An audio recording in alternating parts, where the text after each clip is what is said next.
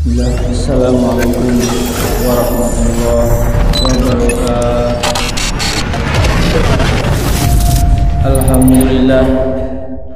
Alhamdulillahirabbil alamin. Abanal halalu bainal haram wa abanal haramu minal falah wa balagal risalah wa adal amanah wa nasahal ummah wa kashafal ghammah wa tarakna alal mahajatil bayda lailuha kanahariha la yazigu anha illa halik wa jahada fi sabilillahi haqqa jihadih hatta ya'tiyakal yakin. Asyhadu an la ilaha illallah wahdahu la syarikalah wa asyhadu anna Muhammadan abduhu wa rasuluhu shadiqu wa'dil amin. Allahumma sholli ala Muhammadin wa ala alihi wa ashabihi wa man tabi'ahum bi ihsanin ila yaumiddin.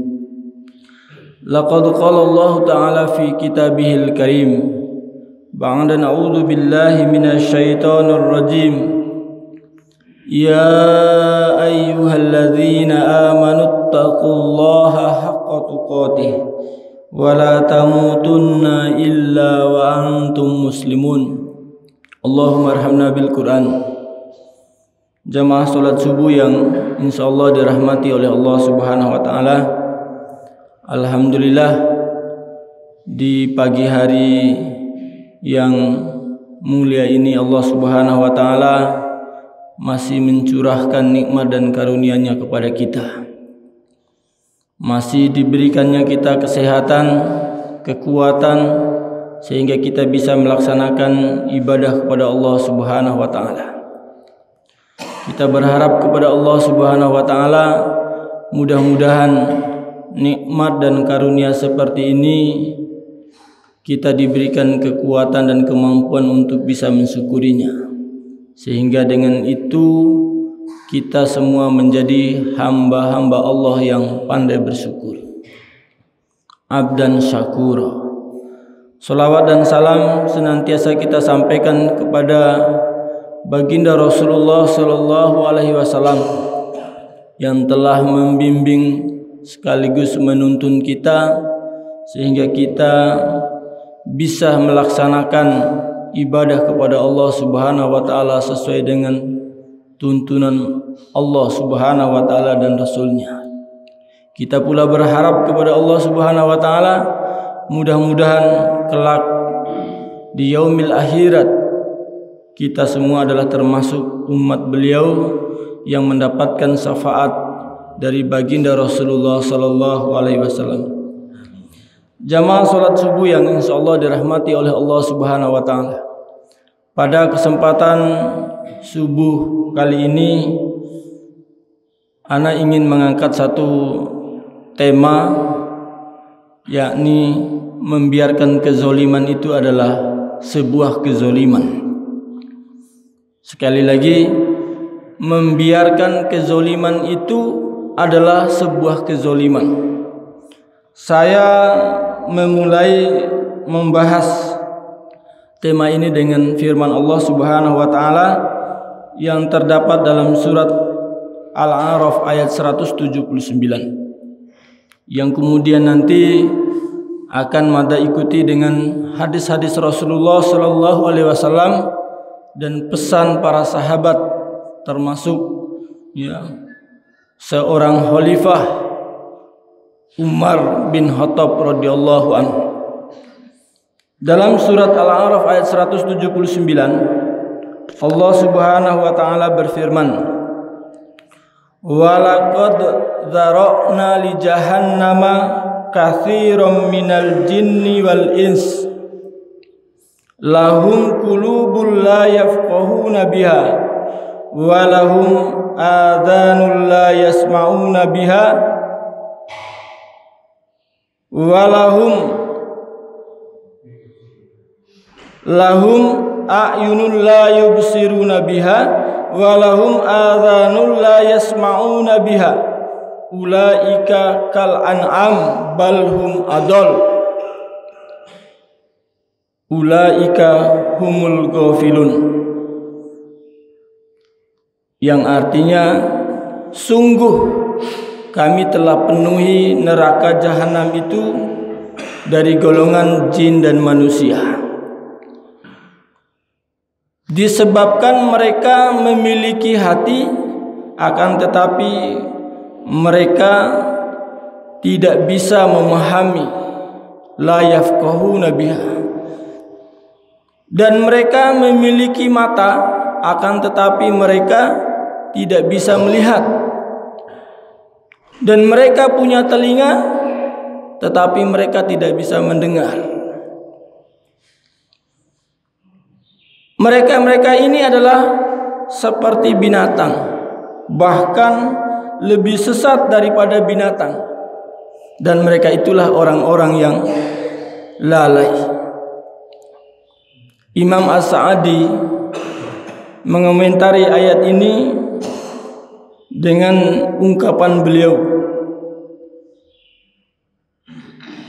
ketika hati seseorang tidak bisa lagi menerima kebenaran dan keadilan, mata tidak lagi bisa melihat penderitaan, telinga tidak bisa lagi mendengar rintihan kepedihan, dan tidak memperhatikan sumber-sumber kezaliman, maka ia akan jatuh dalam kezaliman itu sendiri.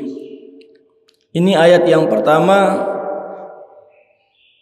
yang ingin Mada jadikan sebagai dasar dari tema tadi, yakni membiarkan kezaliman itu adalah sebuah kezaliman. Lalu yang kedua, dalam sebuah hadis Rasulullah sallallahu alaihi wasallam yang diriwayatkan oleh Imam Ahmad dalam kitab Musnad Imam Ahmad, Rasulullah sallallahu alaihi wasallam bersabda, "Innallaha yas'alul 'abda yaumal qiyamati hatta yaqula lahu." Sesungguhnya Allah Subhanahu wa taala akan bertanya kepada seorang hamba pada hari kiamat, sampai-sampai Allah Subhanahu wa taala bertanya, "Ma mana'aka idza ra'aital munkar falam taghiruh?" Fayaqul, Allah bertanya kepada seorang hamba, apa yang menghalangi dirimu dari merubah suatu kemungkaran, mencegah suatu kemungkaran? Fayaqul, maka seorang hamba akan menjawab, inni khositun nas, saya takut kepada manusia.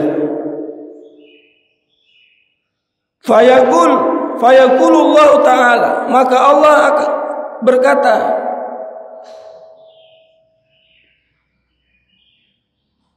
ana ahaqqu ayyahtasani, bukankah aku ini yang lebih patut dan lebih pantas untuk kamu takuti? Ini hadis yang kedua. Kemudian dalam hadis yang lain, Rasulullah sallallahu alaihi wasallam ketika haji yang terakhir, Rasulullah sallallahu alaihi wasallam memberikan pesan kepada kaum muslimin, para sahabat pada saat itu, dengan sabda Rasulullah SAW yang artinya,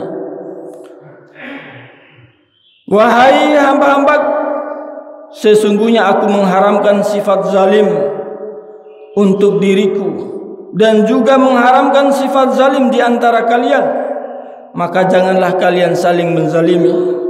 Hadis riwayat Muslim. Kemudian yang terakhir adalah ungkapan Khalifatullah Umar ibn Khattab radhiyallahu an. Beliau mengatakan, ma yahdamul Islam illa bisalasatin. Islam ini tidak akan pernah dihancurkan melainkan karena disebabkan tiga hal. Yang pertama kata beliau a'immatul mudillin, yaitu munculnya penguasa-penguasa yang sesat. Yang kedua zullatul alim, diamnya para ulama dari melihat kemungkaran dan kezaliman. Dan yang ketiga adalah jidalul munafiqina bil kitab, banyak orang munafik yang berbicara tentang kitab, yaitu Al-Quran. Mereka tidak mengerti, tapi mereka berbicara tentang Al-Quran.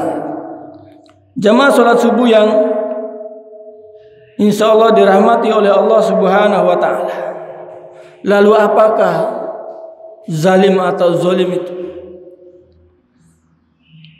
Diterangkan oleh para mufassir dari makna kata zalim yang terdapat di dalam Al-Quran, yang diulang-ulang oleh Allah Subhanahu wa ta'ala sebanyak 315 kali. Jadi kata zalim di dalam Al-Quran ini diulang-ulang oleh Allah Subhanahu wa ta'ala dalam jumlah 315 kali dalam 12 versi, 12 sigat, 12 bentuk. Dan bentuk yang paling banyak adalah dalam bentuk fi'lul madi sebanyak 64 kali, dan sekitar 15 kali dalam bentuk ismut tafdil.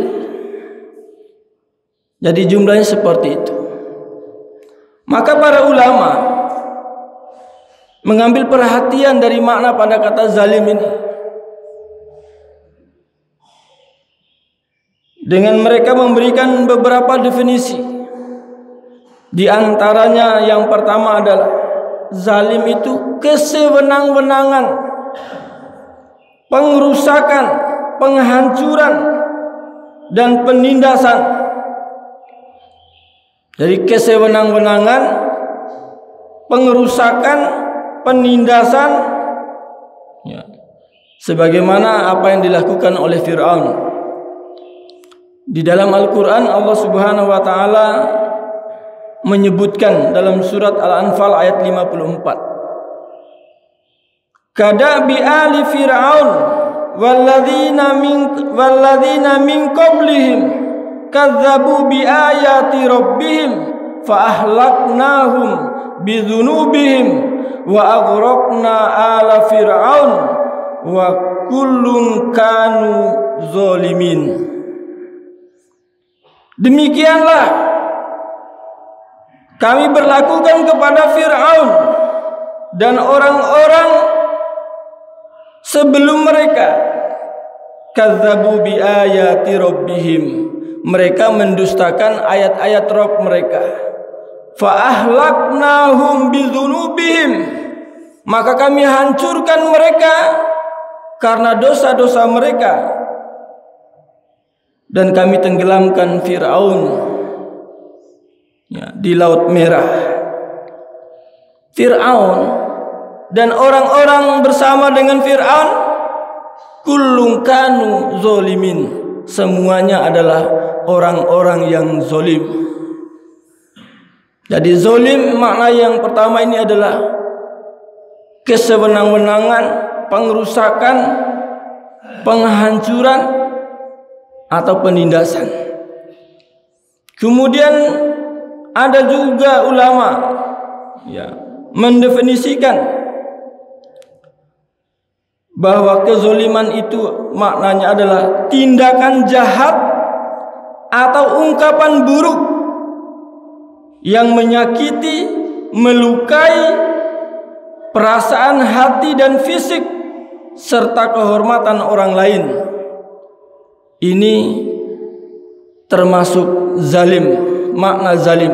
Sekali lagi, tindakan jahat atau ungkapan buruk yang menyakiti, melukai perasaan hati dan fisik serta kehormatan orang lain adalah termasuk zalim. Dalilnya mana? Dalam Al-Quran surat Al-Hujurat ayat 11, bahkan sampai kepada ayat yang ke-12, Ya ayyuhalladzina amanu la yashar qaumun min qaumin asa an yakunu khairam minhum wala nisaun min nisa'in asa an yakunna khairan minhunna wala talmizu anfusakum wala tanabazu bil alqab bi'salismul fusuqu ba'dal iman wa man lam yatub fa ulaika humuz zalimun. Wahai orang beriman, janganlah kalian saling mengolok-olok.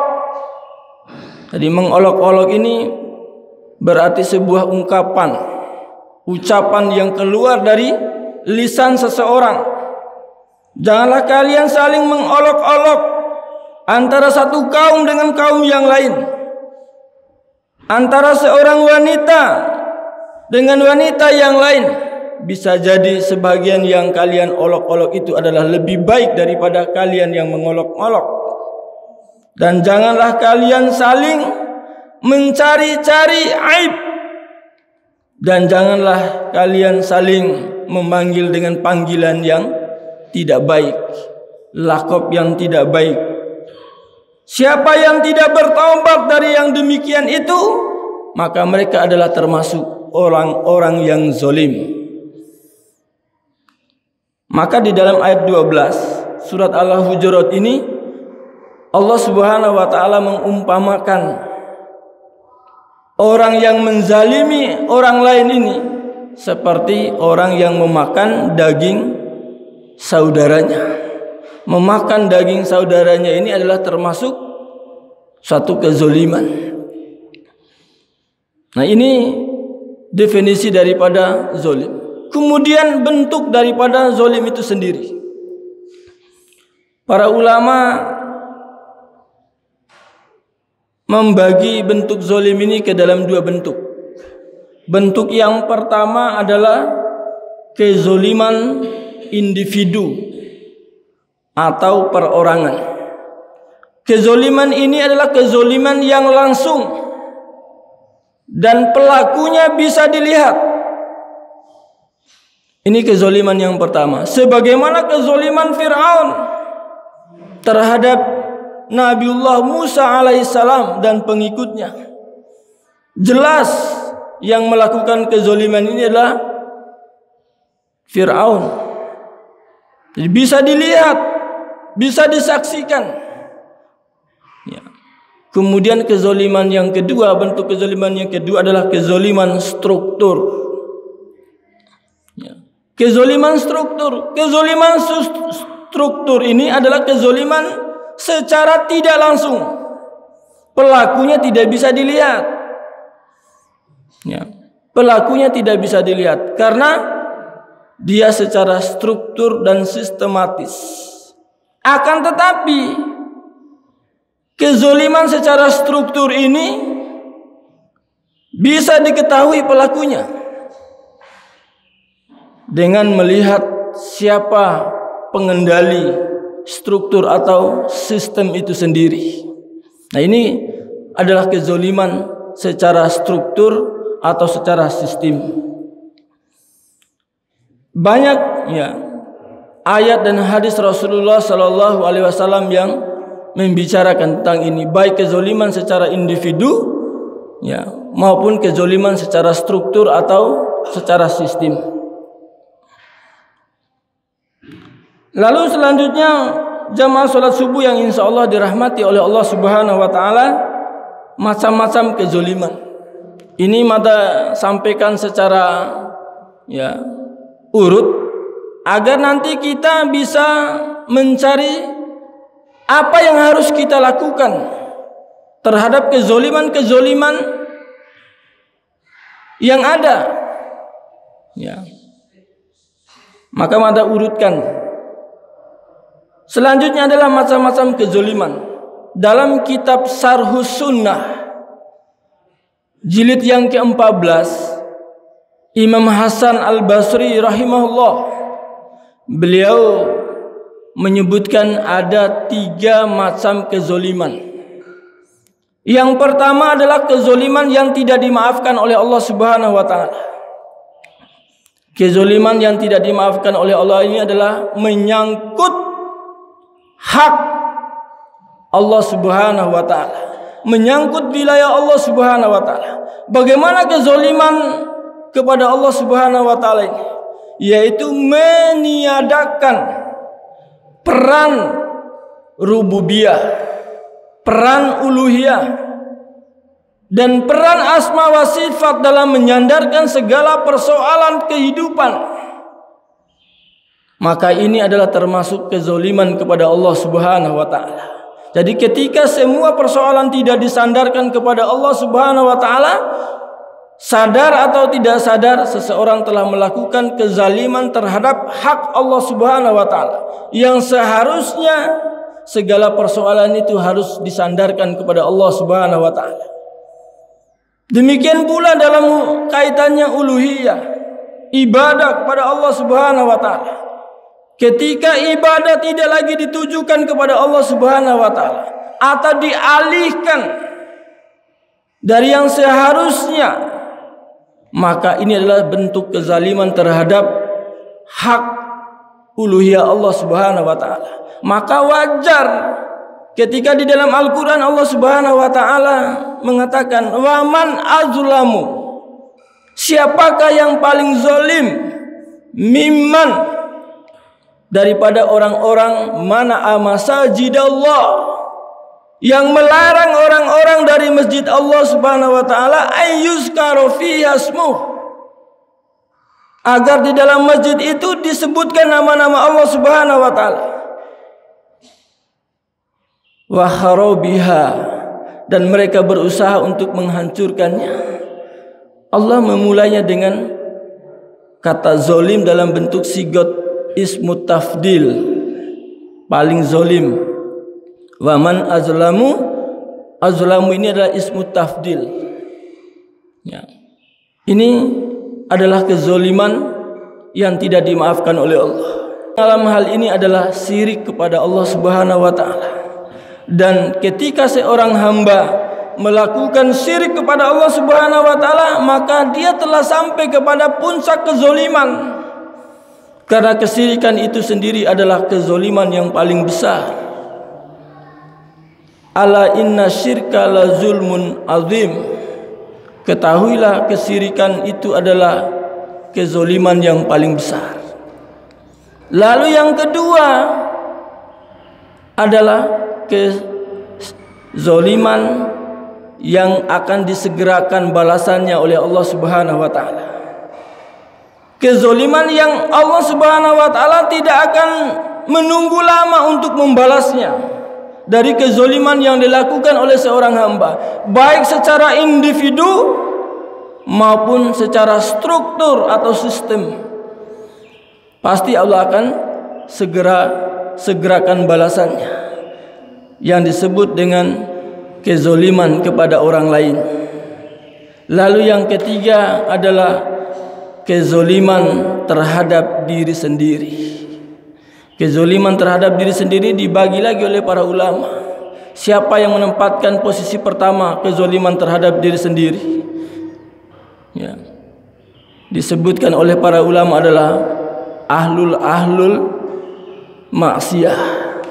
Orang-orang yang gemar melakukan kemaksiatan dan dosa kepada Allah Subhanahu wa taala. Inilah orang yang menzalimi dirinya sendiri. Jamaah salat subuh yang insyaallah dirahmati oleh Allah Subhanahu wa taala. Lalu bagian terakhir dari pembahasan zalim ini, ya. Apa yang harus dan mesti kita lakukan terhadap kezaliman? Apa kita harus menerima kezaliman yang ada, atau kita hanya sekedar menjadi penonton dari kezaliman-kezaliman yang ada? Tentu tidak. Para ulama memberikan solusinya. Al-Quran dan Rasulullah SAW memberikan jawaban, jalan keluar dari setiap kezaliman itu. Maka solusi yang ditawarkan oleh Al-Quran dari setiap kezaliman ini adalah yang pertama, adamul irtikan. Ini yang harus ditanamkan pertama kali oleh seorang mukmin, seorang muslim dalam menyikapi kezaliman. Adamul irtikan, tidak condong atau berpihak kepada kezaliman.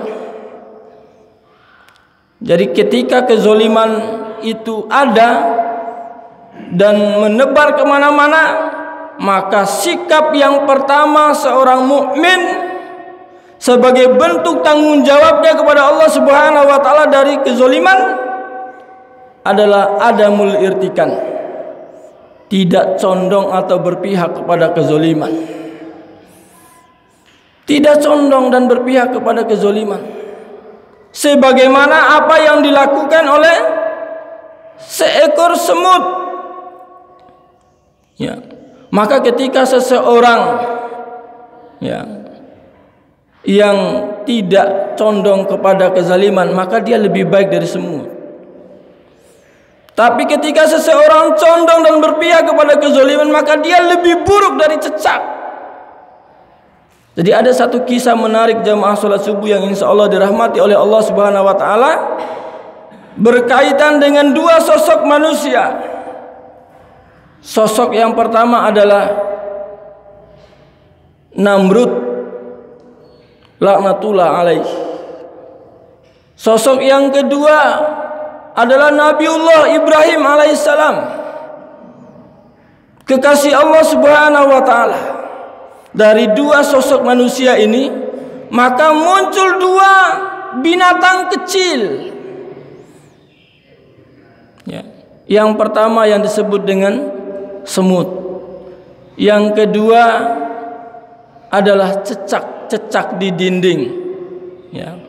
Cecak, binatang kecil yang hidupnya di dinding-dinding tembok.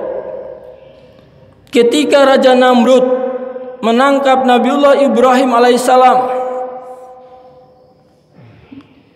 semut menyaksikan, semut lihat, semut tahu. Yang menangkap siapa? Seorang yang zalim, yakni Raja Namrud. Yang ditangkap siapa? Nabiullah Ibrahim, seorang kekasih Allah Subhanahu wa taala. Maka semut berlari-lari mencari air untuk memadamkan api yang dinyalakan oleh Namrud untuk menghukum atau menzolimi Nabiullah Ibrahim alaihissalam. Semut tahu bahwa apa yang dilakukan oleh semut ini, ambil air setitik, setetes, itu tidak seberapa dan tidak akan mungkin bisa memadamkan api yang begitu panas yang telah dinyala-nyalakan oleh Namrud alaihissalam.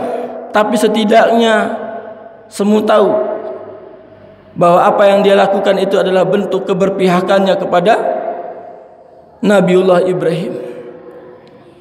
Maka cecak melihat semut mengambil air, maka dia mengejek, mengolok, semut, nggak bisa kamu padamkan api yang besar itu. Ya, nggak bisa, sudahlah, diam saja. Ya, sambil dia meniupkan api yang dinyalakan oleh Namrud. Ini pekerjaan cecak. Dia mengolok, mengejek keberpihakan semut kepada Nabiullah Ibrahim, sambil dia meniup api yang dinyalakan oleh Namrud laknatullah alaih. Ya, sama seperti kalau hari ini Namrud yang hidup hari ini menebarkan kezoliman. Ada buzzer yang ingin meniupnya atau membesarkannya. Cecak pada zaman itu tahu bahwa apa yang dilakukan oleh cecak ini tidak seberapa, hanya sekedar meniup api. hanya sekedar bertahan tidak membela Nabiullah Ibrahim alaihissalam, tapi setidaknya apa yang dilakukan oleh Cecak menunjukkan bahwa Cecak berpihak kepada kezoliman Namrud. Maka Allah Subhanahu wa taala mengingatkan kita.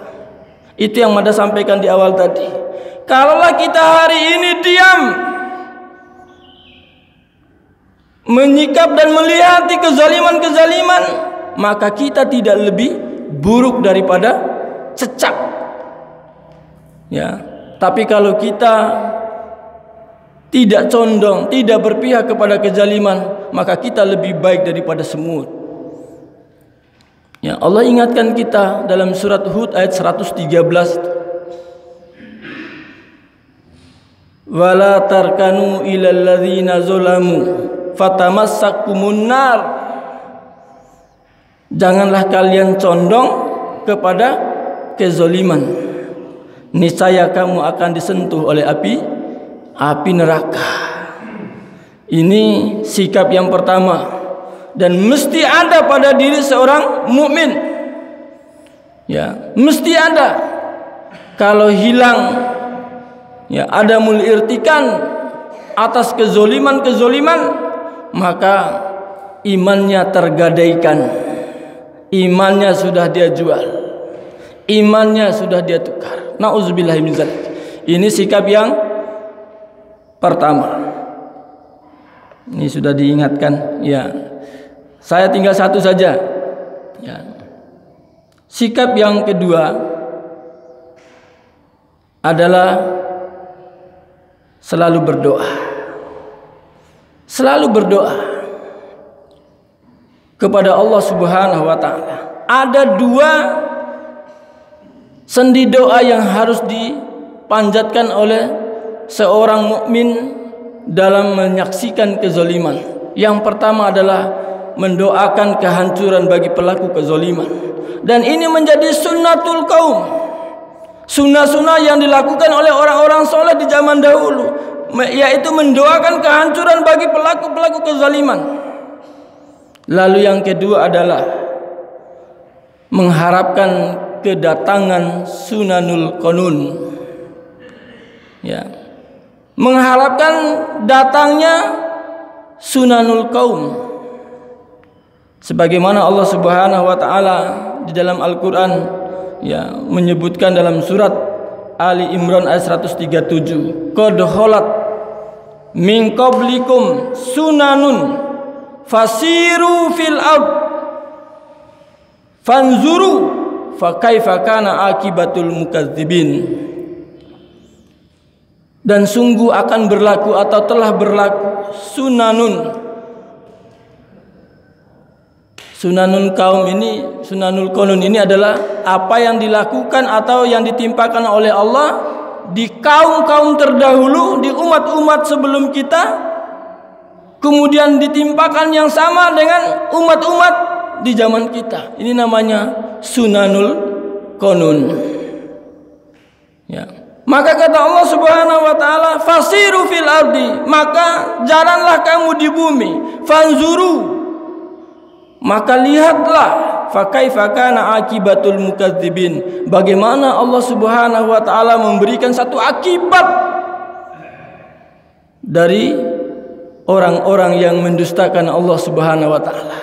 Maka dalam ayat yang lain Allah katakan, wa man azlamu mimman kazzaba bi ayatillah, siapakah yang paling zalim daripada orang-orang yang mendustakan ayat-ayat Allah.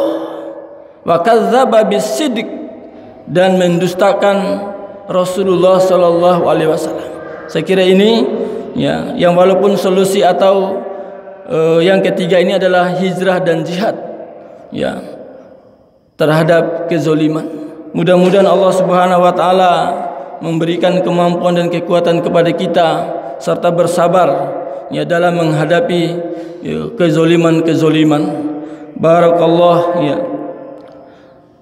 Saya akhiri, ya, ceramah subuh ini dengan berdoa kepada Allah Subhanahu wa taala. Aqulu qauli hadza wa astaghfirullahu li wa lakum wa billahi taufiq wal hidayah. Wassalamualaikum warahmatullahi wabarakatuh.